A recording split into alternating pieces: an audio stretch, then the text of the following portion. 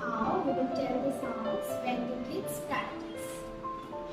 K as in cat, K as in cow, K as in cup, K as in king, K as in key, I as in egg, I as in elephant, H as in house, H as in hand, H as in horse, R as in rose, R as in rhinoceros, as in map, as in mango, as in mouse, as in mask, D as in drum, D as in doll, D as in dog.